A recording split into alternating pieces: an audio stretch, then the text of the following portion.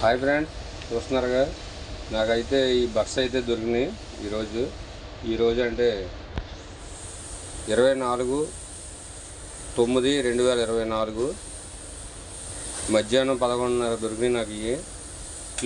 ఈ దొరికిన ప్లేస్ వచ్చి దేవులపల్లి నుంచి లక్కవరం నుంచి టిక్కనవారిగూడెం వెళ్ళే రూట్లో టిక్కనవారిగూడెం అలాగే